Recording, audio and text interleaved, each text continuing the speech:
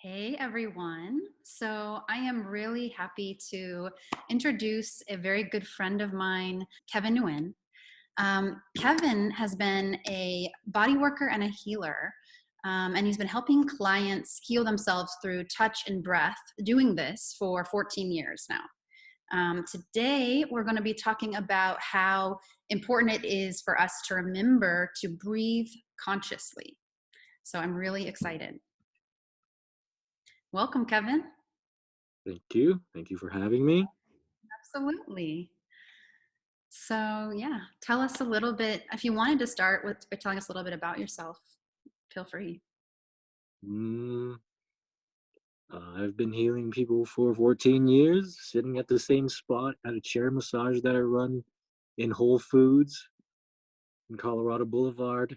Mm, Again, there for 10 years and been seeing the average of a person, of people and what their ailments are. And questions come up like, why are so many people's shoulders so hurt and full of trigger points?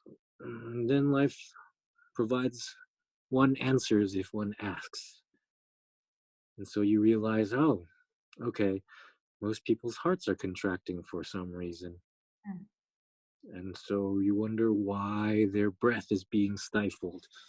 Where their heart was supposed to expand, the heart is contracted in many people, frozen, fallen, heavy.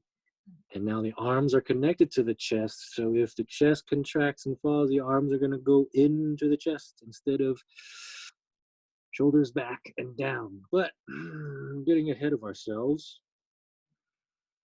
yes, back to breath is what expands our chest, expands our heart. Moreover, conscious breath, Mm. which is what I teach basically everyone I touch, because with my healing method, I point to their pains, their struggles, their chaos, their resistance and apprehension and tension within different body parts. And then they realize, oh, it's their own breath that is healing us. Who's Here's this? my pumpkin Oh my goodness, he's so cute. and pumpkin. Oh, Anyways, uh, that's beautiful. so Yeah, wow. I really resonate with that. It makes so much sense, and I hadn't heard it explained like that, other than by you, where when we stop breathing, it can everything gets congested, and we can't. It closes our heart. And that makes so much sense. It's physical, it's metaphysical, all of it works together. yes, and it's not, and I'm realizing I'm seeing many hearts, lungs, ribs, chests. All these are connected. Um, collapsing on themselves, falling and falling where the ribs press down, and then okay, and then if the shoulders are, then they press down into it too. That's just my concern, my my complaint, my want of teaching others how to again breathe properly, optimally. Mm. Where do you I think we stopped breathing? Why do you think that this has become a lost art? Just breathing. Okay, well, we'll get into the deeper stuff, but we'll start out with this. Rumi once said, "Life will break your heart till it opens." Hmm. And right now, the whole of humanity's hearts are being broken. Um, and so now we're swimming in each other's broken hearts. There's all built out this grief, anger, strife, confusion, BS, overwhelming, all this stuff. And you would wonder if you didn't believe in a higher power that you might see in most people. I mean, you would think this world was pretty effed up. Okay. And why would anybody want to live or even have children? But then there's the other side who live in faith and honor and hope and loyalty and bravery and courage, knowing that all is okay even though there's a hurricane outside. Mm-hmm. But how would one know? How does one train, to do that? And I guess life has been training us, and many of us have had our hearts broken way before, and that is, it could create a scar, but a scar when it's healed is a stronger skin, thicker skin. So our hearts are stronger, thicker, I would say, and hopefully expanding more meaning even loving more things of life, accepting more things of life, surrendering. But those are just the offshoots of love, in my opinion. Would you say it strengthens the soul or the human to go through heartbreak, or both? Just both. It definitely strengthens because if you didn't get hurt, sometimes you might grow old and go through something bad and not know what to do about it. And that may be like some millennials nowadays if they can't go to work right now and no money to pay for their rent or food or whatever. So, yeah, I mean, these are the times that galvanize us, is the pressure that makes the diamond out of us, the mud that the seed of our consciousness is buried in so that it can bloom like a lotus blossom. As the Chinese proverb goes, only out of the mud does the lotus flower bloom. And so here we are doing our best to reach for the light out of the mud, and hopefully people can see the light. Um, how does one find that? I guess hopefully they have good friends around, or good books, or good movies, good music, whatever. Yeah. Totally. You talk about, causes of the number one causes of death. And I know you've talked about this. And so, Yes. those you had said right now, at least those being, well, I guess I didn't have All it, right. but anyway, could you speak on that? And Elaborate on it. yeah, elaborate on this and just what we can do to avoid dying in those ways. I mean, can we just All die right. the natural way? All right. The number one cause of human death was heart disease. Number two was breast cancer, Mm, all up in the chest, right? And what just surpassed it, and not just, is probably a year, 2 or 3 ago, when chemical warfare was at hand. That's just a tangent. Anyways, so what just surpassed it is opioids. mm, mm, They just, uh, American seaports just found 50,000 pounds of fentanyl on the boat. That could kill 50 billion people. You're going to have to see one of those videos of opioids being the number one killer, and you'd wonder why. Because maybe before, everybody's hearts are being broken open, feeling everything and mm, feeling the chaos again, the chaos, the overwhelm. And I can't. It amazes me how some women don't go schizophrenic because of all the energies that can possess one's state of being, state of mind. mm, And so, anyways, now, so again, we go back to what's closing the heart, what's contracting our hearts. And yes, okay, we'll go to the metaphysical parts. And again, people's hearts being broken from politics and or religion or hunger or famine, disease, yeah. weather, everywhere around the world. If it's not one thing, it's another thing. Mm, And again, we're breathing in everybody else's energies. Everybody is swimming in this pool of energy, which is all of us in one. And now each one of us has the duty, the honor slash duty of transforming these energies instead of shuffling the shit around, so to say. Excuse my French. no, it's okay. So many people are just shuffling it around because it's all stuck within their being now, soaked up energy, because the heart is an energy receiver and transceives, kind of like a remote control with an airplane or RC car, remote control car. It receives, sends energy off, and receives thousands of times per second while you're driving it, flying it. And so here we are, sending off and receiving, but most people are just, you might say, holding on, cultivating um, some of these energies because of their mind process, thought process, life processes. Mm, mm-hmm. But again, okay, so that's shuffling around, because the other thing is, because energy doesn't die, it transforms. So we can transform it instead of shuffling it around and becoming a sun instead of a sun that's radiating beautiful energy instead of an maybe a dark sun, or the other side is like a moon, like from hatha yoga. Hatha means sun moon yoga union. So sun moon union, we start as a moon where we magnetize with our lives, as in a baby who's so uh, um, helpless, needs the mother and father. Can't be if you left it alone, how would it feed itself or anything? So it needs to magnetize the light, information, life, energy from mother and father and everything around it until it can radiate like a sun. But right now, everywhere somewhere in between, everyone, many are somewhere in between, some very close, and some are totally radiating like a sun and remembering that they are gods. And I Mhm. guess that's the other part. We're all godlets, you might say, the small G's of the big G. I love that. We're learning to we're learning to use our abilities.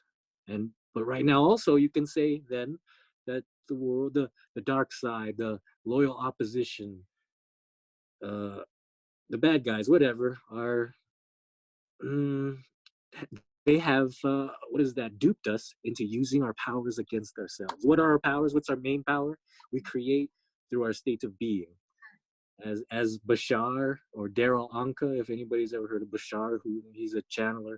Uh, but anyways, he said it is not your circumstances that create your state of being, but it is your state of being that creates your circumstances.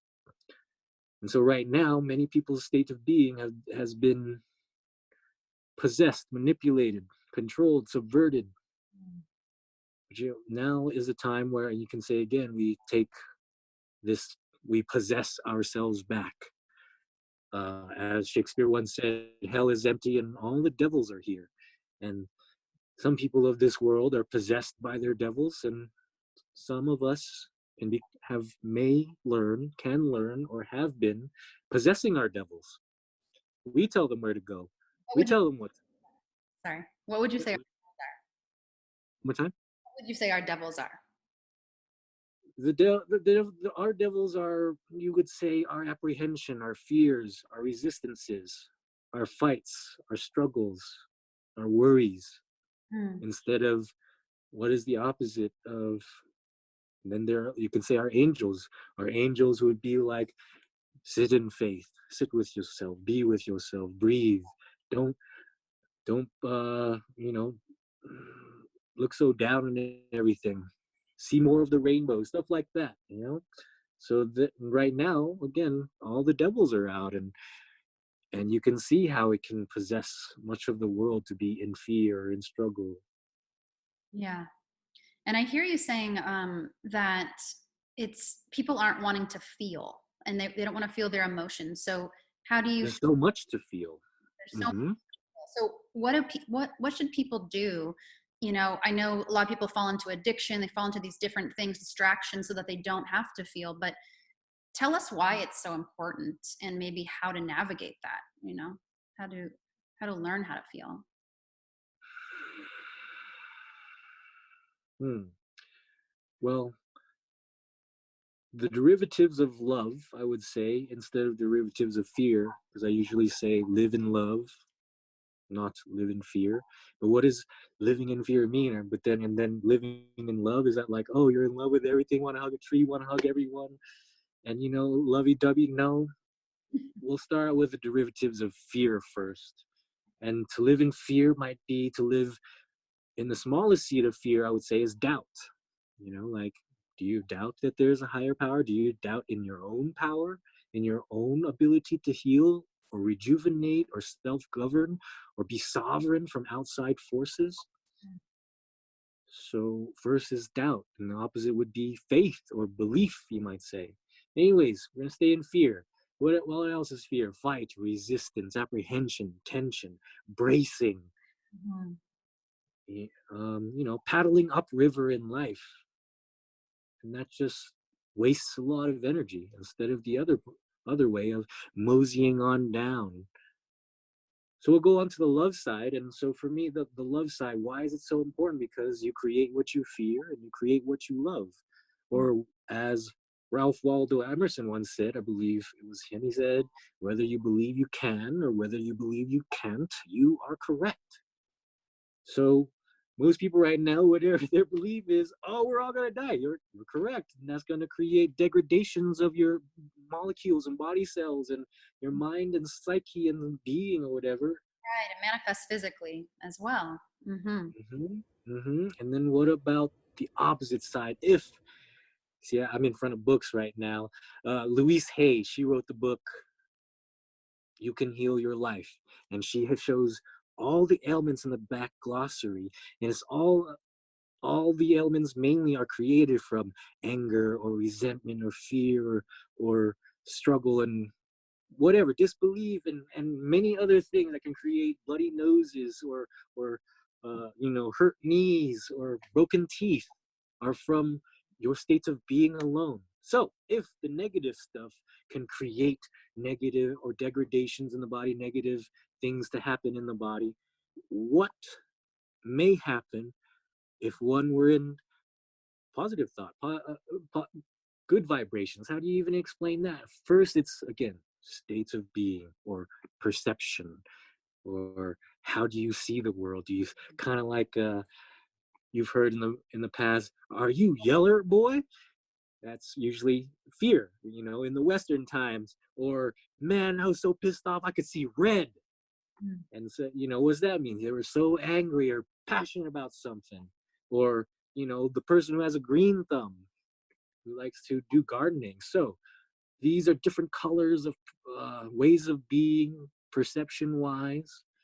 And so hopefully we can have a perception of what just came up in mind, a meme that I put up on Facebook a while ago.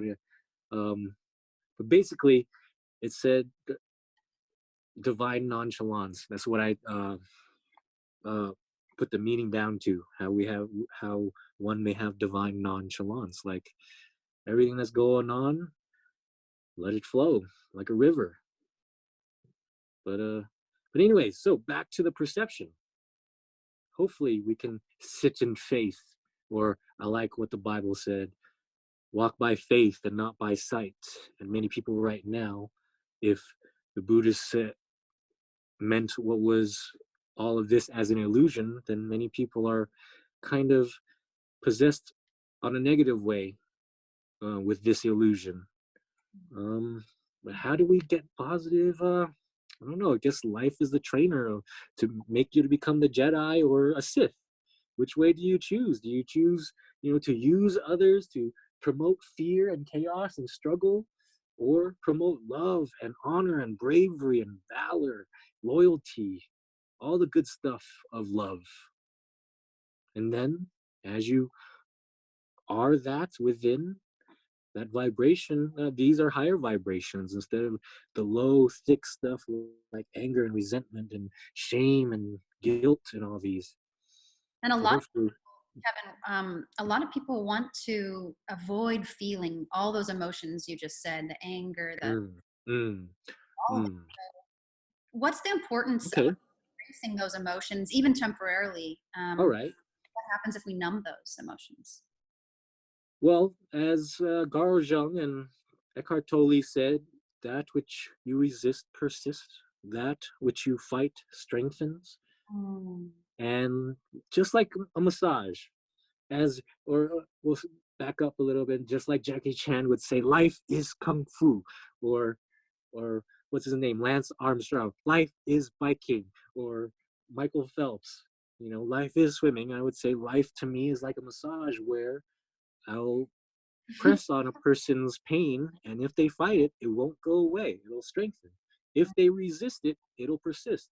And Wow. you have to get rid of the resistance within your mind and your body and even in your breath. And it takes total awareness to Mm. be able to find every ounce of resistance or apprehension or tension or fire or struggle, whatever the energy, whatever kind of energy is there. But to me, it's just, is the suboptimal energy or optimal energy? And then there's stillness, but the stillness creates the power. As I mean, stillness is power in stillness, just like that book, The Power of Now, I guess, or whatever that other Eckhart Tolle book is. Anyways. So what I hear you saying is that what you resist persists. So we don't want to, resist these lower vibrational emotions or feelings. But Or we the opposite side. want to choose the lighter frequencies, but we don't want to resist anything. Correct. And so again, now with like a massage, one must acknowledge the pain also, must uh surrender to. And I like what what's his name, Thich Nhat Hanh, a famous spiritualist in Vietnam, and he said love and surrender are deeply one, and also that which you surrender to transforms.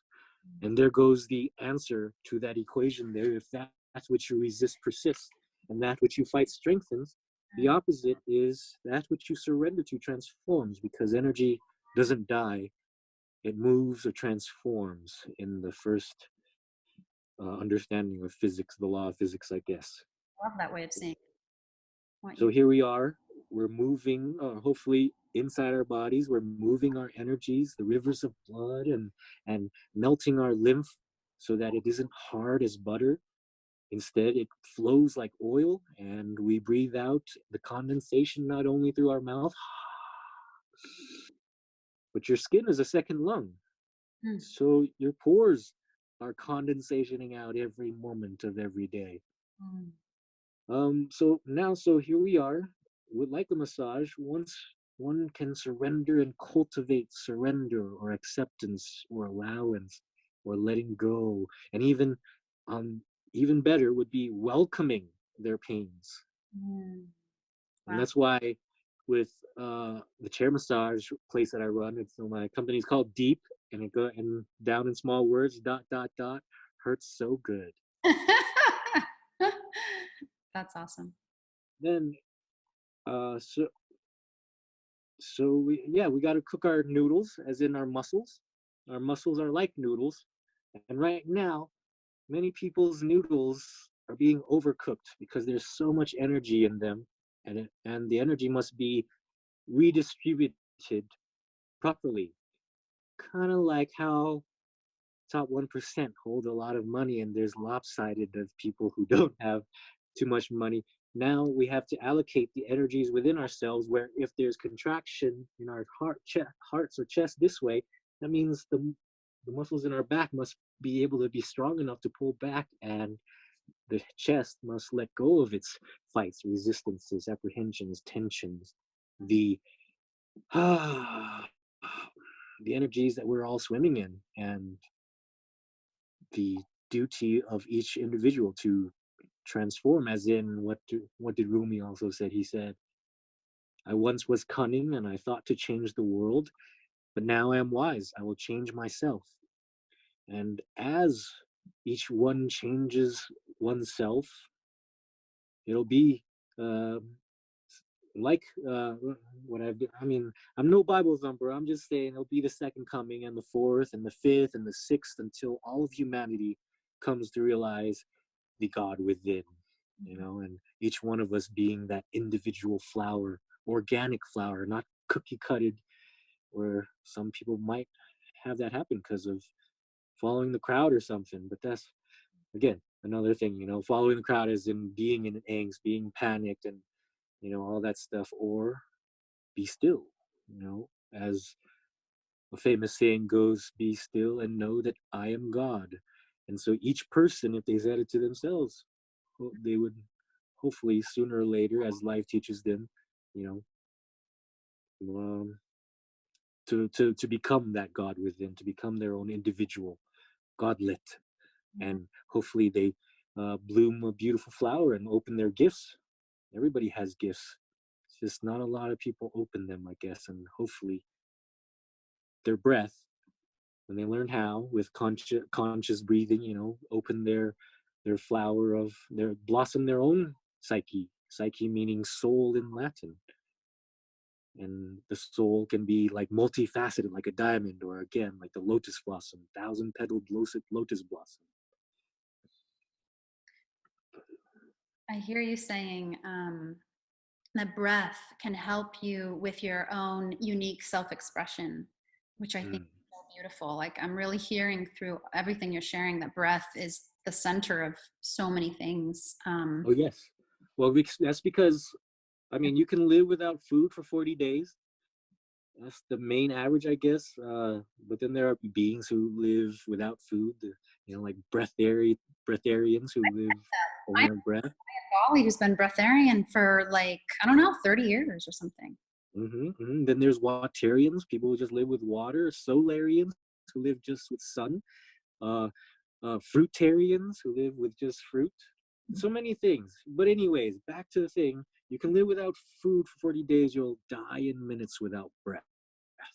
And so one should be able to see that it's very important because you'll die in minutes if you stopped breathing.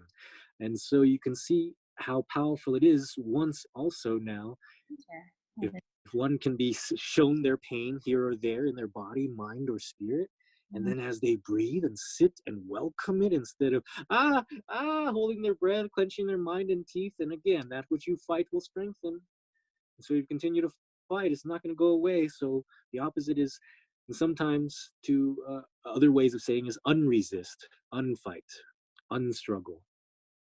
Hmm. Uh, get unmessed with, because right now all these energies are flying out there and everybody's being messed with, and not only being messed with, the colors of the rainbow are in them, and some of the darker colors are way brighter, stronger, or if it were facets of a diamond, the scarred parts of the diamonds are blaring at many people right now, and we have to not have to, it's kind of like which side of yourself do you choose to perceive through in Hmm. all moments of life. Do you choose to perceive in resistance, apprehension, and disbelief, and everybody's your enemy, and you're so helpless that a virus can hurt you? Sure, I guess if you want to believe, then make it true. But hopefully, on the other end, if you've been hearing the many different tongues that the universe speaks to us, each individual, you would hear, you know, maybe another different beautiful story, because I do believe each person is surrounded by the universe, as in it's at its beck and call, and it's narrating each person's life if they will only hear it through books, movies, music, other people, their experiences, and all that stuff. Right. So that's where I'm at. I guess how would you then, I guess, is start listening to yourself. And I guess first is, again, many people, I guess that's the saddest part, is like they're not connected to their bodies, or they don't feel the hurts and pains in their bodies until they're touched or until they move a certain way. So yeah, uh, Because you also teach yoga. I Is that do. Hmm. moving the body? You've Right. spoken about that with me before, and how like your noodles, as you say, your muscles can get so contracted and tight, and if you're not moving, and I'm saying like flowing with life, then you can, Hmm. you know, I mean, what happens? Right. Your muscles can become like brick, or like overcooked noodles. Overcooked noodles shrivel up and harden. and Mm, they and usually you throw them away, but you don't want to throw away your body, so you got to rejuvenate your noodles so mhm. they can plump up and stop clenching on your circuitry, your nervous system. Wow, right. And so right now, with everything that's happening, people energies are so cultivated in people's bodies, and again, it's not a good or bad thing, it's a transforming thing. So you transform all the stuff that tenses you up and makes you resist and clouds your mind, Mm, and all that stuff. Um, I love it. yes, yoga. Yoga. What came up with that is, let's just say, before there were elements to bend, and you see all these elements that humanity has created, houses, cars, and airplanes. Before there were elements to bend, we bent ourselves. And so many people have learned to create their lives, but then they forget how to bend themselves, create themselves, transform themselves within. And so there goes the lack of being able to move in the infinite ways that our bodies can move. Mhm. And so hopefully, I mean, back up. So hopefully they learn to move their body, because that's kind of, it's been said that your mind and body and spirit are not you. but they're good reflections of you, like what goes in your minds, what goes through your emotions, and what goes through your thoughts, and what states of being go through you every day. It's not totally you because you're feeling all the frequencies of your surroundings and even other dimensions, but they Oh, are good reflections. your soul and spirit is you, is it not? Hmm. Uh, it's it's a good portion, but once you become, I mean, once you know that you're everything, you get to choose what parts you want to be. And if you remember that you're all of it, then you can choose whatever each day you want. Oh, today I want to wear suspenders. Next day I don't want to wear underwear. Stuff like that. Who knows? But I guess a lot of people have lost their infinity. Hopefully, and you can see kind of like the laws of Earth or even America, where let's just say if life had a million doors, each law would block one door, and there's many doors behind it. If you close one door, there's so many possibilities behind that that we closed off with these laws or distinctions of oneself, like the LGBTQ movement, where they're so whole, as in masculine and feminine, but they're so confused of what color they are in between light and dark, the rainbows, and sometimes they just want to be distinct and choose one color of a rainbow when one may forget that you're all the colors and all the vibrations, and you get to choose. Straight people can do that too, right? They can Oh, and themselves hyper masculine, hyper feminine. So, mm-hmm. Anybody, everyone may have that issue, but I guess it's just a yin and yang thing. How much masculine are you? Plus how much feminine are you? Something like that. and And we then hold those energies within. Some people don't, necessarily know that, but we hold masculine, feminine qualities within, and what we want to do is marry the two, right, and have a balance. yes, that's what yoga means. Yoga means union or to yoke. I like the word yoke because if you look it up in the dictionary, it's a wooden plank connecting two work animals together. And so the two work animals, you might call it masculine and feminine, yin and yang, light and dark, these two dualities working together. Or like Christ, Christos, or Krishna, all the same word. And what my research has come to is it means to cross, kind of like the cross of church. And what are you crossing? Vertical and horizontal again. Or again, yin and yang, masculine and feminine, expansion of your chest, contraction of your belly. And hopefully those two work so that, again, we can transform the energies of the universe, I guess. And I loved when you did that with me, Kevin. That one time you had me do that exercise you just said. It's very simple, but could you just share that again with the chest Hmm. and the stomach, contracting the stomach and expanding the chest? Yeah. Well, again, I'm going to be teaching the yin and yang of breath, creating my own video sooner or later. So, yin and yang, again, this is your chest is your yang, the masculine or the strength or the doing, the will. Heart is made of will. It takes will for it to lift, and moreover, conscious will. Hmm. Consciously and willfully, you're expanding your chest. Yes, where before it was automatic, but right now life is passing the baton down to us to consciously breathe, because in breath is consciousness. Hmm. After a good expansion is a good contraction. Hmm. Why do we breathe through our nose?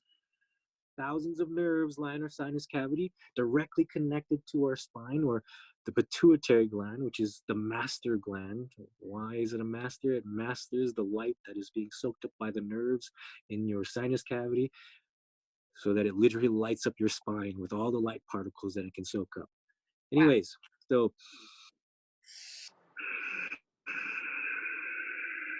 so we're breathing through the nose so that you can direct this light and light up your spine in and out, right?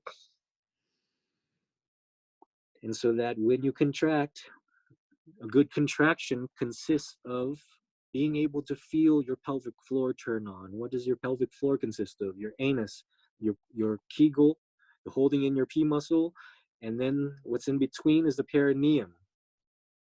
And so pelvic floor turns on, you can call it the pelvic floor. and the belly pulling in. Pulling in is different from tensing up your tummy. Tensing up your tummy is when you don't want to hurt your tummy when somebody's about to punch it. So you can tense it up, and like right now I'm punching, and that's me tensing up. That's not what you want to do. You want to pull it in, like sucking your navel towards your spine. You're just pulling it in, and it doesn't take too much pressure. And each time you breathe through your nose, you can feel your pelvic floor getting stronger as you just activate. And you're soaking in the light through your nose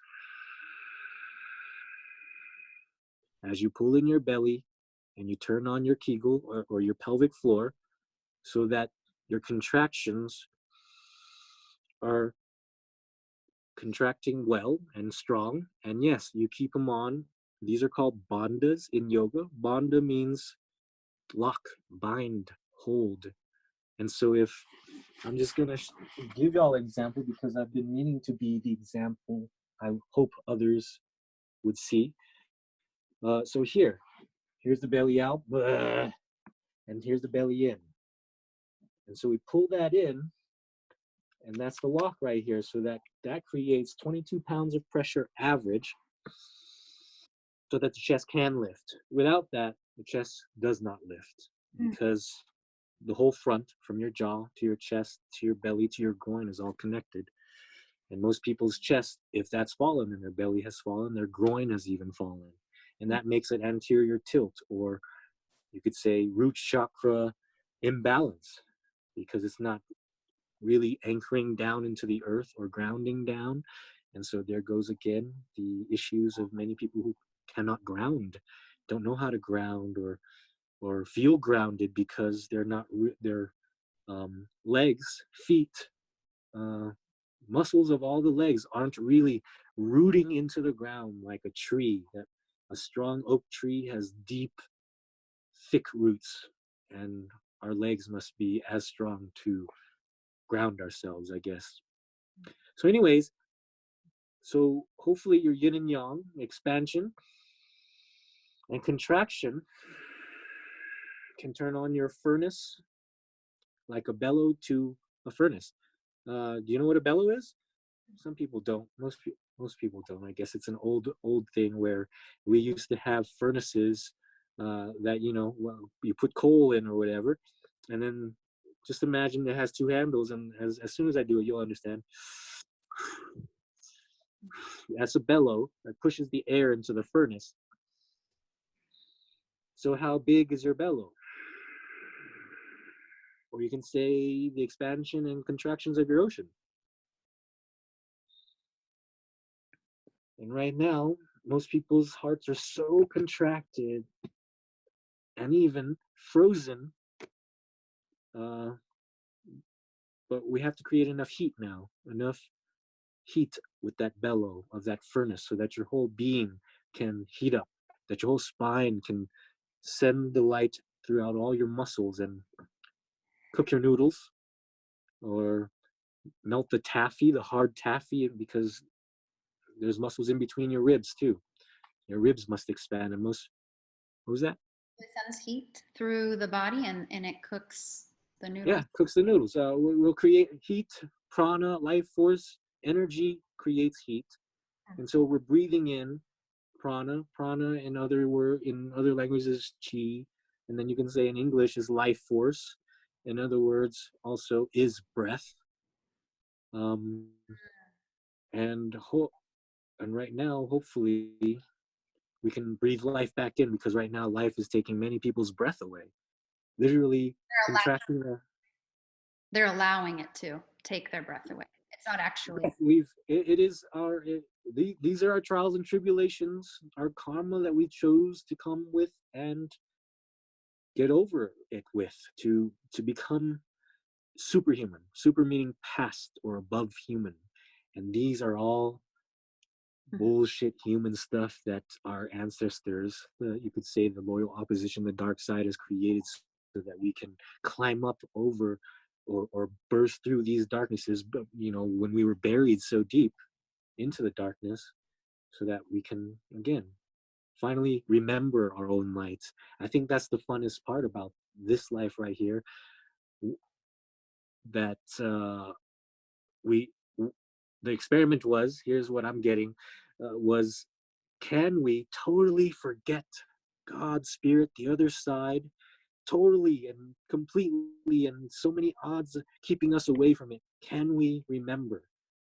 And then, yeah, so here's the challenge of remembering, because the most beautiful thing of remembrance is, I think, that's the prize of remembrance of who you are. It's like, wow, where's, for me, it's just like another day to me. I'm yawning because of all this panic and stuff out there. But, not only do I believe in God now, I do know in God, but not from religion, not from, other people talking about it. It's life that teaches you, the experiences, the people.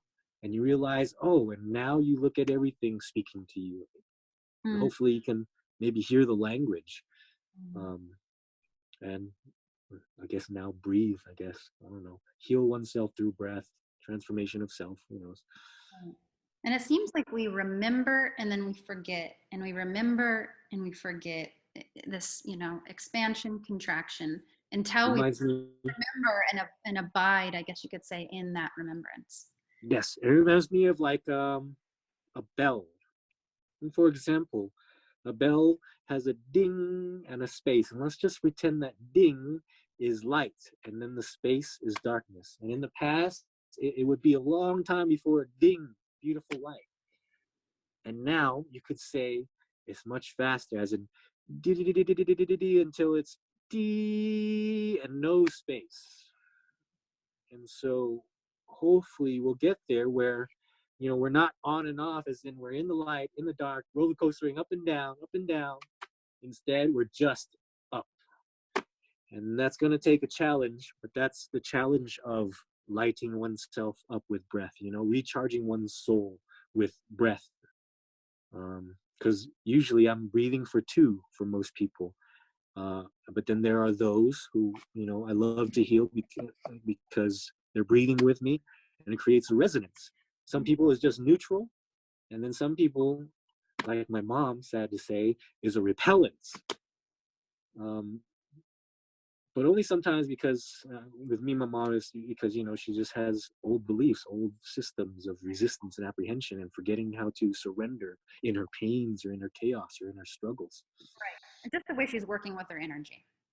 Yep, yep. And so, and yeah, and maybe I haven't learned to work with hers, or maybe she's just resisting mine, or whatever. Um, but yeah, usually I win with people instead of lose with What do you mean touch and healing. win with people other than this? Win as in, most of it, like 95 to 97% of my client people who see me as a massage therapist like me. Like, damn, that was amazing, great, and I hear it all the time. And then there's only a few who are like, you know, they don't receive me well. And yeah, my mom doesn't receive me well. I don't receive her well. Mhm, totally. But yeah. So, but again, most of the time I win, as in I win in being able to teach others how to heal themselves while I heal them too, I guess. Yeah, support them in that. Absolutely. That makes sense. Kevin, I Mm-hmm. feel like at this point, people, at least me, I know, I'm like on fire with your message, to breathe and to cook my noodles and to bring more light consciousness into my body. So what would you say people could do right now? I mean, obviously just start breathing, but we forget to breathe. So is there anything you tell your clients that they can do to kind of help them remember, or if there's any specific tools that you might have? It just takes practice, as in Bruce Lee once said, knowing is not enough. One must apply. What you must know first, I guess life starts with breath. And what's the easiest part? The easiest part about it is yin and yang. Just remember yin and yang. Expansion, contraction, on and off. Will and grace. Will and grace. And if yin and yang were inside yang and yin, then it would be a willful grace in. and a graceful will out. Um, so you know that now, kind of like a person, they might know that they need to lose weight, but they don't go and work out or stop eating so much or something. Input versus output of energy. But anyways, um, so it takes practice. Yeah. And for me, I love practicing. And how do I get myself to practice every day? Is it's easy because I love music, and before I shower I listen to the music in the shower. I start breathing with the rhythmic expansions and contractions, and that's what I'll be teaching soon, the yin and yang of breath. um, but I breathe with music, and I stretch the length of my expansions, and I stretch the length of my contractions, and I strengthen the power of my breath. So because it's kind of like a car, when it needs power, what does it do? But our power is almost like the Tesla car now. Our power is instantaneous if we are always having light within our being, like the sun. The sun doesn't one day just stop and the next way turn on again. It's always on until it burns out. And so here we are. If we can continue being always on, full of light, then we burn off all the stuff that's in our body, all the negative stuff, because everyone's body already has cancerous chemicals in here, or a little virus here or there. But what keeps it at bay is the manager of our psyche. You know, you're the manager of your psyche, and if you were the manager and you were treating all of your cells as employees so poorly, they would mutiny against you, tell you to get the fuck out, and yeah, excuse my language, but stop. They'll stop working for you well. Then what happens? Disease, virus, whatever. So on the opposite side, hopefully you're a great manager. You're a great leader for all your cells. Through thought, through emotion, through. Your state of being. Again, remembering that your state of mind, state of being, your perception is what creates the experiences you'll experience. If you're angry, you're gonna create more stuff to make you angry. If you're fearful, you're gonna create more stuff to make you more fearful. If you're in love or in surrender, in nobility and valor, you might even see other people be in nobility and valor and in godliness, and instead of scaredy catness, whatever. Mm-hmm. And I feel people are so physically based that it's even a new concept for some people to start to come to realize Mm, that our thoughts mm, are co-creating our reality. Our emotions, all of it, have to do with our life. It's not just cause and effect physically. correct. uh, it reminds me of a pattern where, yeah, a lot of humanity forgot spirit side, or you could say, what about maybe in the short past ago, it was a lot of patriarchy, and less matriarchy, where women couldn't vote, had to sit in the back of the bus or something, like Rosa Parks. Or now, but now you can see how it's corrected itself. It probably went now too much the other side, but corrected itself as now women can be president, women can be in the military and play sports. But then there are those who are confused with their gender, and then there's uh, kind of like what is a thing of overcorrection. uh, I Mm. can't think of another thing that's overcorrection when they went too far to the other side. We can forget about that. But Balance. We want to find balance. yes, balance. Not going too matriarchal, not going too patriarchal. Yeah, We're actually both in one. it's not a That's what. gender taking over the world. I mean, we've done that. Mhm, I mean, I've read about women ruling the world in some other times, and so it's not about that. It's about finding mhm, balance within ourselves and then collectively. mhm. Right. And so I guess back to that example would be now also our breath. Most people's breath, they're only using. They've probably lost their yang. They may have lost their yang, their expansion, or they may have lost their yin, their contraction. And then what happens? You're only using one side of your breath, and it's kind of like, yes, one kidney can do a job of two, And what about having both to work really well? But right now it's only one, and it's laboring our spirit, our psyche, our soul, until we can get the yin and yang to work again. You know, the yoga, the union of our breath, and then that'll definitely get our union to ourselves, our higher selves, our heart. What some might say, I've heard it said before, Christ is born from the heart. Christ, the crossing again, the mixing of yin and yang, or yang and yin. And here's the center, pulling the two together, where we live in heart-centered stuff, you Mhm. might say. I tend to take in breath easier than letting it go. So I guess my Mm-hmm, mm-hmm, stronger, but that's taking in, I mean, it's taking in all sorts of stuff, obviously. But as I become more conscious, I'm choosing to take in more light, but I need mm-hmm, to learn to release the old energy. mm-hmm. Otherwise, it's just Re- stuckness mhm. happens, right? To release, to contract, to expel, to excrete. Hopefully, we can understand some of these words and become these words, as in expansion. Can you feel the will of your expansion? Can you feel the muscles in your chest? And sometimes you might even feel the blockness or the frozenness, and that's where you stop. But as you go up and down, that's the kind of like the jackhammering of pressing down more, getting further into your contractions, getting further into your expansions, and you, just like a muscle, you stretch it and start getting stronger too. Flexibility and strength at the same time. Mm. Wow, beautiful. Well, Kevin, I feel like we've covered so much, and this has been such an amazing conversation. And I just wonder if there's anything else that you wanted to share while we're here. Hmm. Uh, well, basically, conscious breath is what we're going to be going into, so that we can have more consciousness within our being, within our psyche, so that we can see or sense or feel the world more. Um,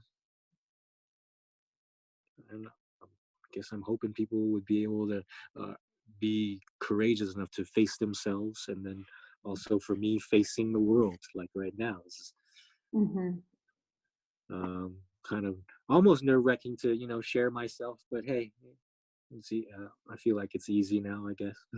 You have such a well of such infinite wisdom that I would be you, in it. So I appreciate it. I know so many do. thank you. I appreciate you having me. Yeah, absolutely. How can people connect with you, Kevin, if they wanted to get a hold of you or follow you or anything like that? uh, just find my name on Facebook. I'm in Colorado, and my name spelled with with a Y, Kevyn, and Nguyen, Nguyen. And I'll put it. Maybe yeah. Hmm. Well, beautiful. And then they could schedule a session with you if they wanted to, if they are happen to be in Colorado. And then Hmm. you'll Hmm. be coming out with a video series too. So once you do, let's remember we can put it in the text of this video as well. Share that. Yeah, that'd Awesome. be cool. Hope I get to do it soon instead of later. Sooner than later would be better. Absolutely. Well, we cheer you on to do it because I know for myself that I will definitely get a lot out of that. So Wonderful. Thank you. awesome. Thank you so much, Kevin. Thank you for your wisdom. And we will see everyone else next time in the next interview. Have a wonderful Take care, everyone.